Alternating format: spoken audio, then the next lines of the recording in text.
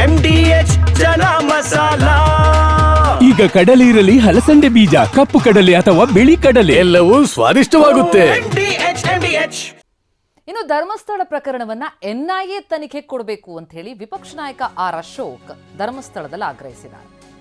SIT ಕೆರೆ ಕುಂಟೆ ಮೀನುಗಳನ್ನು ಮಾತ್ರ ಹಿಡಿಯುತ್ತೆ, ತಿಮಿಂಗ್ಲ ಹಿಡಿಬೇಕು ಅಂತಾದ್ರೆ NIA ತನಿಖೆ ಕೊಡಬೇಕು ಅನ್ನೋದು ಅಶೋಕ್ ಅಭಿಪ್ರಾಯ. ಈ ಷಡ್ಯಂತ್ರ ಧರ್ಮಸ್ಥಳದಲ್ಲಿ ಅಂತ್ಯ ಆಗಬೇಕು ಅಂತ ವಿಪಕ್ಷ ನಾಯಕ ಆರ್ ಅಶೋಕ್ ಹೇಳಿಕೆ ಕೊಟ್ಟಿದ್ದಾರೆ.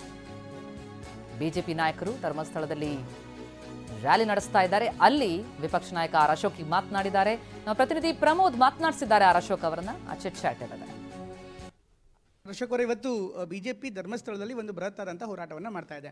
ಒಂದು ಕಡೆಗೆ ಬಿಜೆಪಿ ಹೇಳ್ತಾ ಇದೆ ಇದು ರಾಜಕೀಯ ಸಮಾವೇಶ ಅಲ್ಲ, ಪಕ್ಷಾತೀತವಾಗಿ ಕರೆ ಕೊಟ್ಟಿದ್ದು ಅಂತ. ಅಟ್ ದ ಸೇಮ್ ಟೈಮ್ ಮೊನ್ನೆ ಸದನದಲ್ಲೂ ಕೂಡ DK ಶಿವಕುಮಾರ್ ಒಂದು ಮಾತನ್ನು ಹೇಳಿದ್ದಾರೆ, ಧರ್ಮದಲ್ಲಿ ರಾಜಕಾರಣ ಇರಬಾರ್ದು, ರಾಜಕಾರಣದಲ್ಲಿ ಧರ್ಮ ಇರಬೇಕು ಅನ್ನುವಂಥ ಮಾತನ್ನು. ಇದನ್ನು ತಾವು ಹೇಗೆ ವ್ಯಾಖ್ಯಾನಿಸ್ತೀರಿ, ಏನು ಹೇಳ್ತೀರಿ? ನೀವು SIT ತನಿಖೆ ಕೊಟ್ಟಾಗೆ ನೀವು ಹಿಂದೂ ಧರ್ಮದ ವಿರುದ್ಧವಾಗಿದ್ದೀರಿ ಅಂತ ಅರ್ಥ ಆಗ್ತಾ ಇದೆ.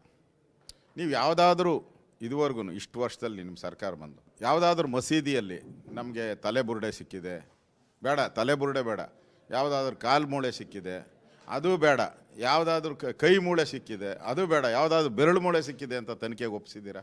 ಒಂದು ಕಡೆ ಟಿಪ್ಪು ಜಯಂತಿ ಮಾಡ್ತೀರಾ, ಇನ್ನೊಂದು ಕಡೆ ಧರ್ಮಸ್ಥಳನ ಅಪವಿತ್ರ ಮಾಡ್ತೀರಾ, ಇನ್ನೊಂದು ಕಡೆ ಚಾಮುಂಡೇಶ್ವರಿನ ಅಪವಿತ್ರ ಮಾಡ್ತೀರಾ. ನಿಮ್ಮನ್ನು ಯಾವ ಕಾರಣಕ್ಕೋಸ್ಕರ ನೀವು ಧರ್ಮಾತೀತರು, ಜಾತ್ಯಾತೀತರು ಅಂತ ಯಾವ ಕಾರಣಕ್ಕೆ ಒಪ್ಪಬೇಕು ನಿಮ್ಮನ್ನು?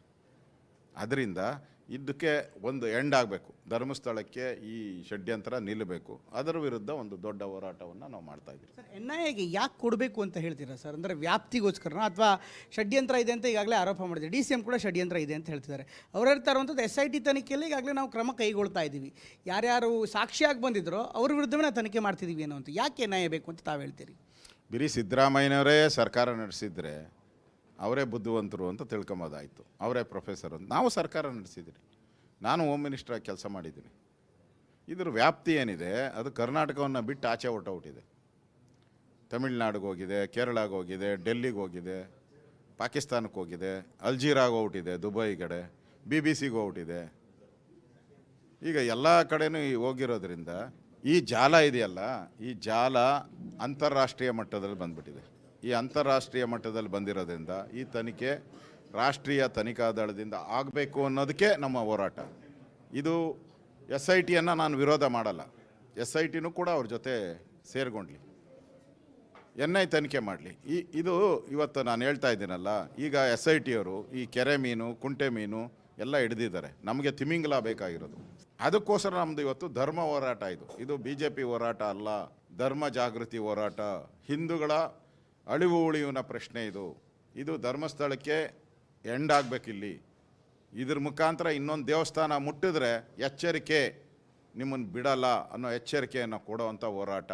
ಅದಕ್ಕೋಸ್ಕರ ಈ ಹೋರಾಟ. ಇದರಲ್ಲಿ ನೋ ಪಾರ್ಟಿ, ಯಾರು ಬೇಕಾದರೂ ಕಾಂಗ್ರೆಸ್ ಅವ್ರು ಬಂದರೂ ಸ್ವಾಗತ ಮಾಡ್ತೀನಿ, ಡ್ಯಾಸ್ ಮೇಲೆ ಕೂತಿಸ್ತೀನಿ.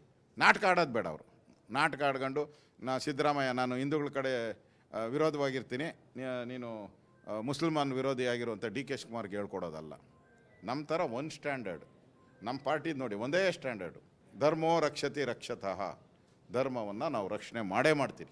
ಇದಿಷ್ಟು ವಿಪಕ್ಷ ನಾಯಕರಾಗಿರುವಂಥ ಅಶೋಕ್ ಅವರು ಹೇಳ್ತಾ ಇರುವಂಥ ಮಾತು. ಕ್ಯಾಮ್ರಾಮನ್ ರಾಜೇಶ್ ಜೊತೆ ಪ್ರಮೋದ್, TV9 ಧರ್ಮಸ್ಥಳ. ವಾಹ್, ಯಾಕೆ ಈಗ ಬಂತ ಸ್ವಾದ? ಖಂಡಿತ ಈಗ ಬಂತು ಅಸಲಿ ಸ್ವಾದ. MDH chunky chaat masala life ಅಲ್ಲಿ ಅಸಲಿ ಸ್ವಾದ ತರುತ್ತೆ. ಅಸಲಿ ಮಸಾಲ, yes, MDH.